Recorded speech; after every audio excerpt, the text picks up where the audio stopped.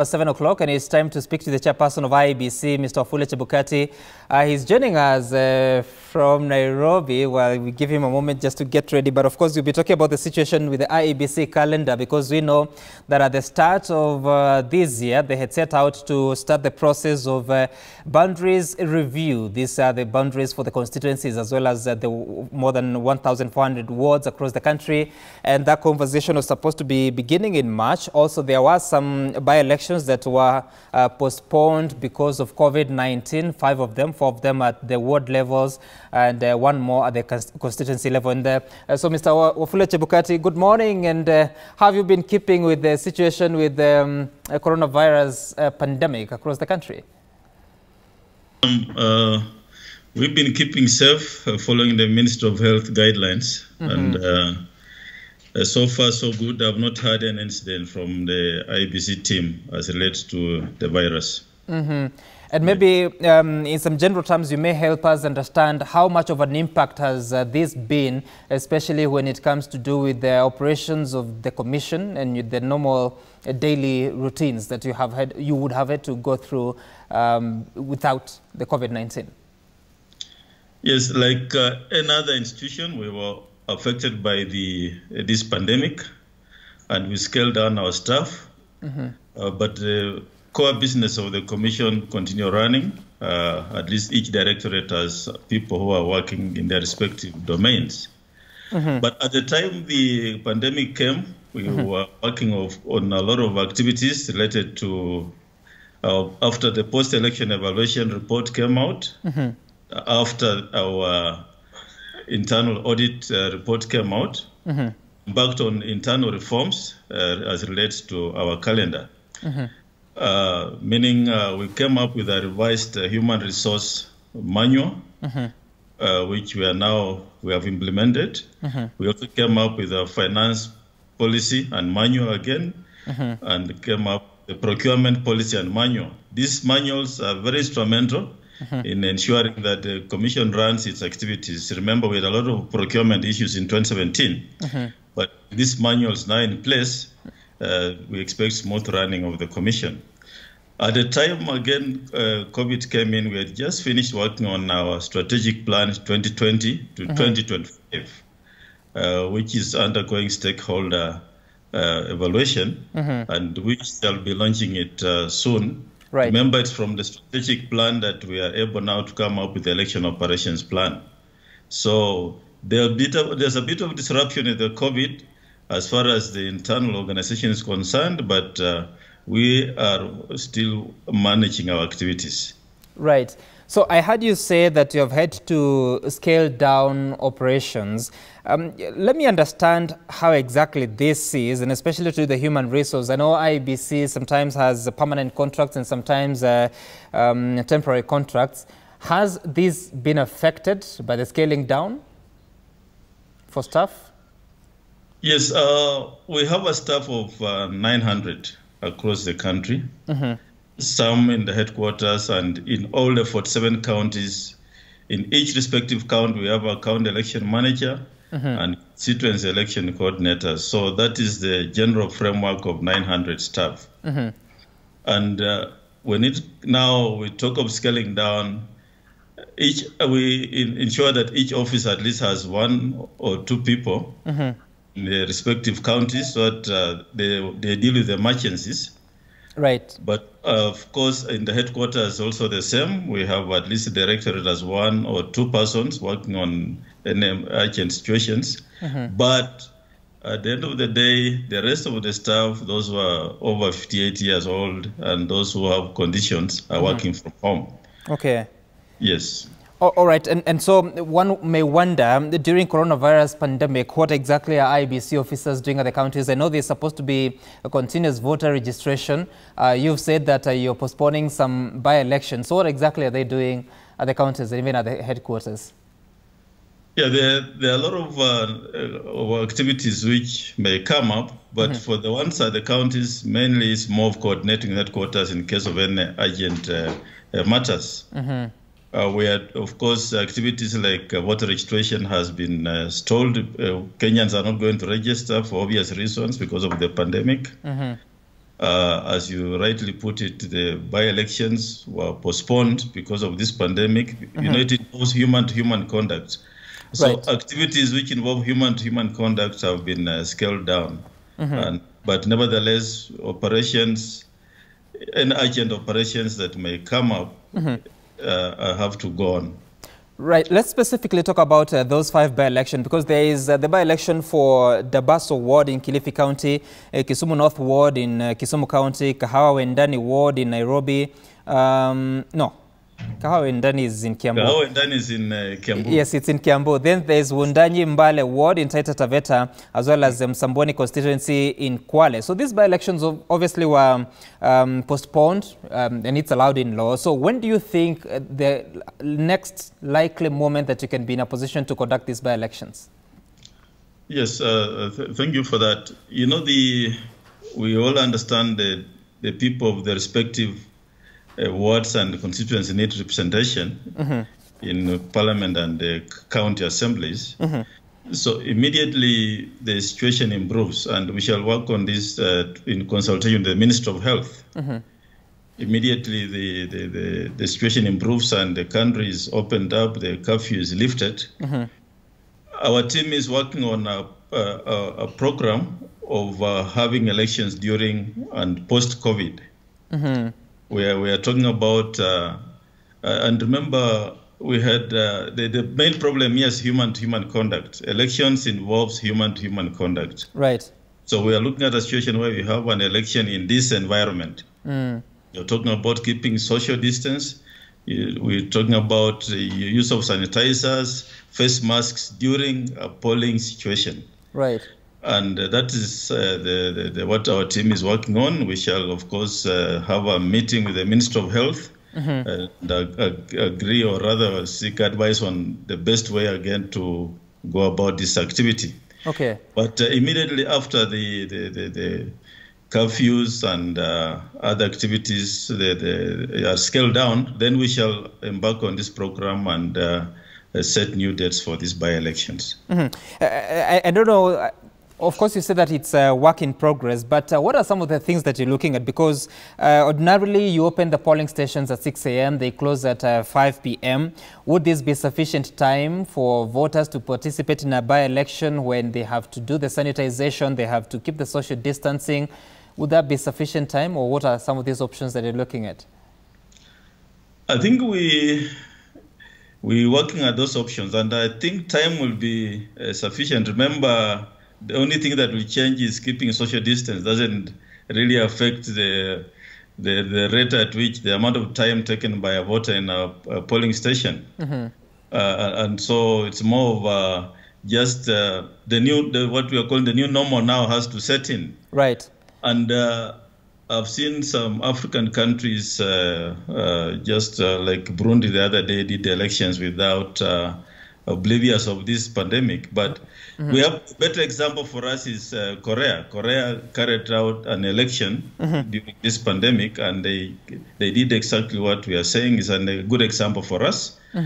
We need to look at what Korea did and take the best out of it. So it's possible, it can be done, and with working together, the Minister of Health, I think it can be done. The only issue is political parties also need to change their way of how they are going to do primaries and campaign. Remember, campaign involves addressing large crowds of people. Right. So we also need to work with them and agree that campaign may not be as it used to be. They need to change their way of campaigning and doing primaries. So there are a lot of changes, and we have to come up with a new way of doing things. Okay, all right. Let's talk about the boundaries review, because the law allows you to do that between 8 years and 12 years. And of course, the last review was concluded in 2012. So this is the year that you wanted to begin that boundaries review. But obviously, because of the situation that you have in the country, that sort of appears to have lost steam. What is the actual status? Because I remember you had said that you don't have the finances. What are you working on now? Yes. Initially, in our last release to the country, press release, we had two challenges. We did not have finances and did not have the KNBS data, the Kenya National Bureau of Statistics data. Now we received all the data we required from Kenya National Bureau of Statistics.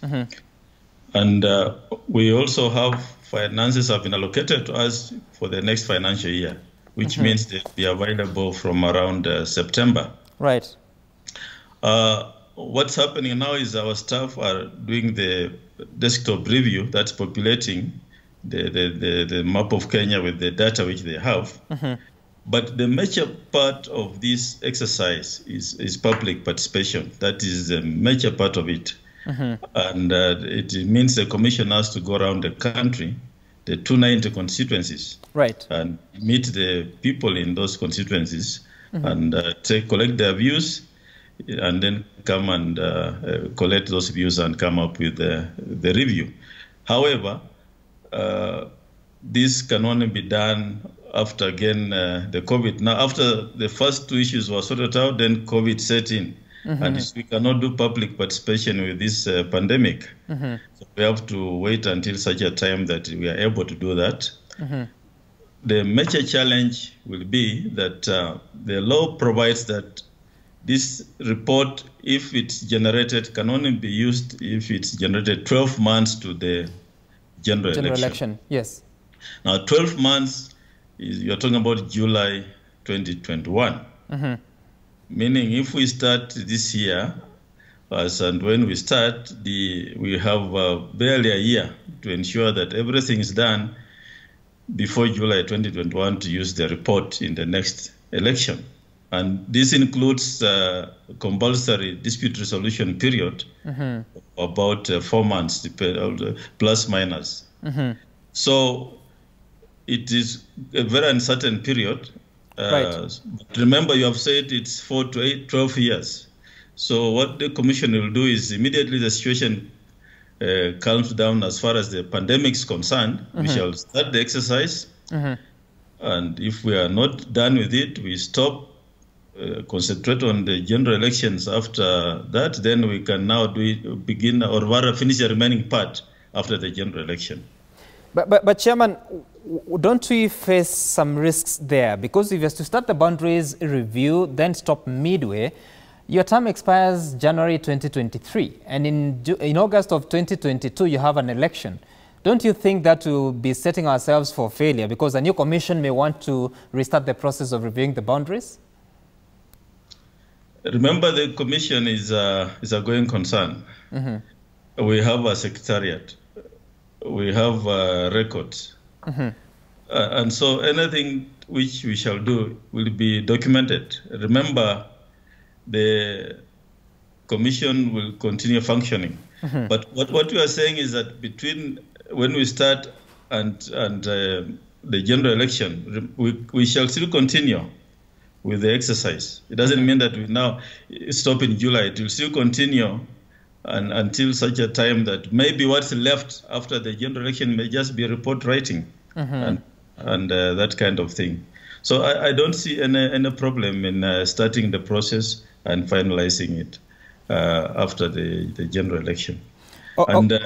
Yes. But when you look at, because we have heard from WHO and also Ministry of Health and the government, President Kenyatta has also indicated that the virus may be here to stay, and therefore you have to find ways of doing things. So even this public participation, aren't there measures you're looking at to see how else you can do it without necessarily having to do town hall meetings in the counties?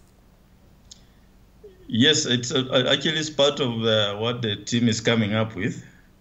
Just the way we said we are looking at how to vote during this pandemic is also part of what the team is trying to come up with. How can it possibly be done? Okay. But remember, boundaries are very, very emotive issues. Even the smallest of communities wants to have that conversation. And I believe we shall give the country our projection on the way forward, and maybe through stakeholder consultation, we shall be able to agree on how best to go about this. Okay, let's focus on a bill that is currently before Parliament. Of course, that has several measures, including that counties can now pursue their own referendums. Of course, it's nothing new, just trying to put in place the positions or the provisions of what needs to be followed. I mean, what for you are the key highlights, and how soon can we have this in place and necessary to be in a position to pursue matters that may come in the coming days or years or months? I believe you're talking about the boundaries bill which was published. The referendum bill. A referendum bill, sorry, which was published. Mm-hmm. Now, there is also I mean, that's just a bill which is subject to parliamentary process. Mm-hmm. And of course, it will be debated. There will be public participation. And the commission, I believe, will be invited to give its views on the same. So it's a bill, it's subject to public participation, and I don't want to go in details of what it says or what it doesn't say. Mm-hmm. Yeah, but I believe at the point when we are invited to give our views, we shall do so. Mm-hmm.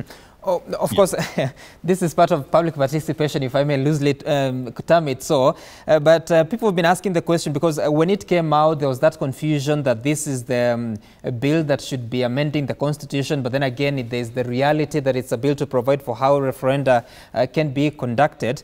So do you think we have to have that law to be in a position to amend a constitution with the conversation that is going on in the country? Yes, I think it's necessary. We have the constitution which is very clear on what referendum entails. Mm-hmm. You either have a referendum through parliamentary process or through popular initiative. Mm-hmm. So the constitution lays the basic law. And currently, of course, we have the Elections Act, Part 5, which talks briefly about a referendum law. That's the one we have been using, but it's not sufficient. So yes, we need a standalone referendum law. Now, then the bill, there's a bill published in Parliament, but then there's also another bill which I'm aware of, which the Commission was working together on it together with the Justice and Equal Affairs Committee, which I believe is also somewhere. And so there's a lot of issues. There's a bit of differences or similarities between the two bills. And that's why I'm saying it needs, of course, we need a lot of time to go through what is changed and what's not changed. But the major part of the bill is to address the issues that relate to the referendum, particularly, for example, what happens if you have multiple referendums coming in at the same time. And I'm also aware the bill also deals with the dispute resolution in case of a referendum. So we need to be very clear on perhaps what we want as a country in terms of referendum law. Okay. Yeah, but we, as I said, we shall be making full submissions on whichever bill that comes first. And the Commission will make special resolutions. We shall give our views on the same if and when called upon. It is quite an elaborate bill, as I can see. Okay, all right. Let's talk about, you have not had a chief executive officer. I believe it's more than a year now since you sacked the former CEO, Ezra Chiloba. The process had begun, but it appears to have stalled. What's the latest in as far as recruiting a CEO?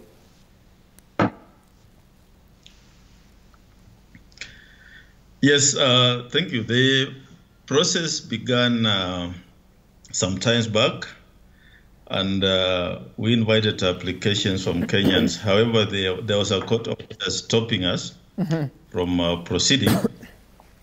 Actually, we have been stopped twice by the court from proceeding with the recruitment. Right. Last time we were stopped because the court said we need to do shortlisting afresh. There were 94 applicants, out of which the shortlisting team came up with 10 applicants who were invited for interview. but somebody went to court and said, look, we have shortlisted in a manner which is not okay, because we need to shortlist all applicants who meet minimum requirements. And all the 94 applicants happen to meet the minimum requirements of 1 degree and 5 years experience. So we were told to shortlist all applicants who meet minimum requirements, and that means we have to shortlist all the 94 candidates and interview all the 94 candidates. Right. So we told our lawyers there's need for them to continue the court case and come up with a final decision by the court, because sitting in a boardroom and interviewing 94 candidates is quite it's untenable. So that's where we are. But meanwhile, there's no vacuum in the commission. The acting CEO, who happened to have been a deputy CEO, Mr. Marijan, is still acting and is ably in office. And so there's no crisis in the commission. Well, of course, you said that there is no crisis, but obviously anyone would desire to have that office occupied by a substantive appointee. But then again, you will go through your processes. Of course, there's this conversation, Chairman, that has been going on for some days now since you published the election results for 2017. There are those that are saying that the errors that we saw in some of the constituency results would be an indication of the failure on the question of transparency on the commission. What is the correct position? Because Kenyans are still feeling as if that data that was released had errors that may not have been deliberate. In a sense that it's indicative of the challenges that the commission faces in terms of transparency. I think what has been captured is basically out of proportion. We gave a press statement explaining what happened. The commission, of course, was not under any legal obligation to publish those figures. We did it on our own free will, give Kenyans a right under Article 35 to information. Now, when the data was being collected, remember we had 40,883 polling stations countrywide, 6 sets of positions being contested for, and over 14,000, or rather 14,523 candidates. So that's a lot of data. And what the team was doing is take each result form from each polling station of all the candidates and put that data in Excel format, and remember transporting this data to Excel format in that manner is likely to have occasioned some error. The errors which were there were very minimal. In fact, it's within the margin of error, and therefore that has now been corrected, and the data has been re-uploaded. So I know I'm not defending the staff who may have done 1 or 2 errors, but it's human to error. And I see even you guys in the media, you make errors quite often. And in the newspapers, I see a lot of apologies for doing this and this. It happens. Well, of course it happens, but there are those Kenyans that would wonder why would the commission allow such kind of mistakes to go to the publishing stage, bearing in mind it's very sensitive information, in as much as it's not changing anything in terms of the outcomes of 2017 elections. Yes, the team actually did their best. They made a mistake in a few areas about data involving 5 or 6 cases, but that has since been corrected. And as I said, I'm not defending errors, but it was a mistake, and I believe it was corrected. So basically, that is it's a human error when you are dealing with large mass of data. All right, let's talk about, because obviously it's now how many years? It's 3 years since the 2017 elections. If you're talking about the August election, it will be 3 years in August. And every time an election cycle concludes, then there's a preparation for the next cycle. There were several lessons that were learned in 2017, talking about electronic transmission of results, the changes in law that were made even last minute. So what are you doing to prepare for the 2017 election at a time that electronic transmission is necessary, but also the declaration of results has to depend on manual results declaration forms? What are you doing to ensure that you smoothen that process? Yeah, thank you, Sam, for that question. I think it's important that Kenyans need to know that following the last election, the issue of transmission, of course, was an issue which was when a matter of petition in the Supreme Court. Mm-hmm. And remember, the Supreme Court had no problem. They said our register of voters was okay. Verification exercise for voter verification was okay. The only issue was transmission, and transmission involves other stakeholders, mm-hmm. the telecommunication companies.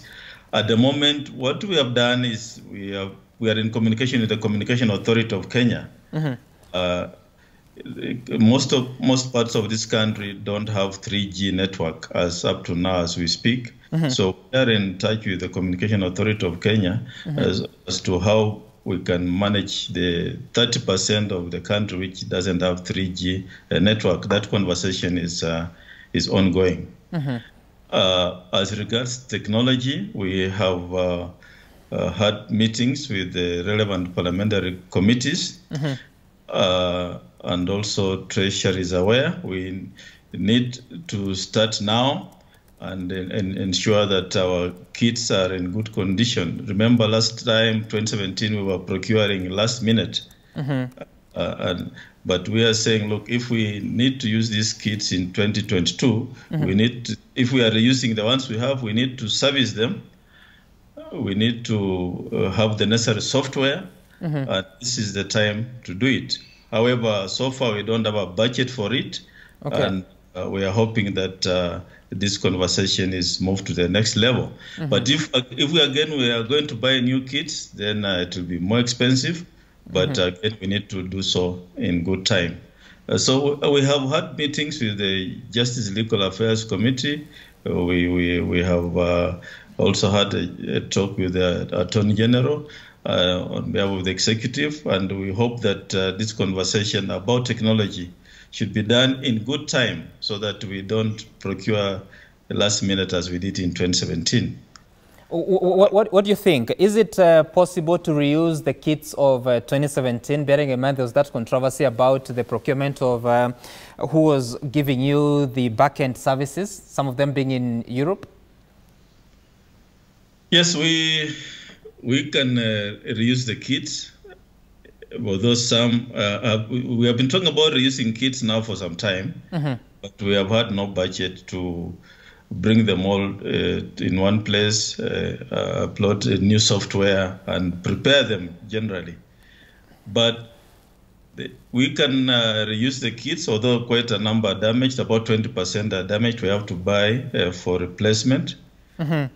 You talked about Europe. What did you say about Europe? I'm saying the company that also offering you these services of managing the election were a European company, and there was that controversy on how they were procured. So how possible is it to reuse the same kits and get the services that you need at this time? We have various options. We can reuse the same kits. We can have another company to provide software support. That can be done. Mm-hmm. We can buy new kits again and have another company to support. Mm-hmm. So those options are there, and we have laid down the options with the various budget implications to the relevant committee of parliament, and we hope that a solution shall be found as to which of the options is tenable. I want us to conclude, and I'm asking that question because there are those that feel the cost of managing an election is very expensive, and it's because of the technology that you have to procure, never mind the controversy that comes. But even as you do all this, do you feel confident to continue the operations of the commission at a time that you have just 3 commissioners out of a number of 7? Yes, I think this question is now becoming a cliche. I've answered it so many times. Yes, we have been in office now since the elections, three of us managing. And remember, we have big democracies like India who manage voters' roll of over almost 1 billion people with 3 commissioners. So we have been able to manage and carry out all the mandates of the commission. However, I'm aware also of a bill pending in Parliament for replacement of the 4 commissioners who are not there. We would welcome that so that we stop this conversation of 3 commissioners out of 7. And so for me, we have no problem. We are carrying on the duties of the commission as the constitution requires us to do. You call it a cliche question, but the reason why I'm asking that question, Chairman, is because if 3 commissioners can actually do the work, why then do we need 4 more? Yes, and I think that now is a question you should throw to all our stakeholders. Remember, our office has so many stakeholders and interests, and the law is also there for us. If the law is that we are 7, then we follow the law. But that's now not for me to answer. I think the other stakeholders need to come in to answer that question. You don't think you're missing anything by not having 4 more commissioners? Well, in the day-to-day operations, no. But when it comes to, let's say, an issue like the picture I gave you of public participation in matters of boundaries, if we were more, then we would may split up and then we would cover the country much faster. But in day-to-day operations, the commission, I think so far, so good. Okay, all right. Thank you so much, Chairman Wafula Chebukati, for speaking to us on the state of IEBC and the disruptions we've had to contend with the IEBC calendar. Thank you so much for speaking to us on Daybreak. Of course, Wafula Chebukati is the chairperson of IEBC, and now we want to take a short break. When we return, we'll be speaking politics, and we'll be speaking to the Nyeri Town Member of Parliament, Ngunjiru Wambogo. We'll also be speaking to Senator of Nandi, Samson Cherargei, who is also in Nairobi. They'll be telling us about the state of the Jubilee Party at a time that we're expecting a major announcement from the majority whip at the Senate, Irungu Kangata. So stay tuned for that conversation.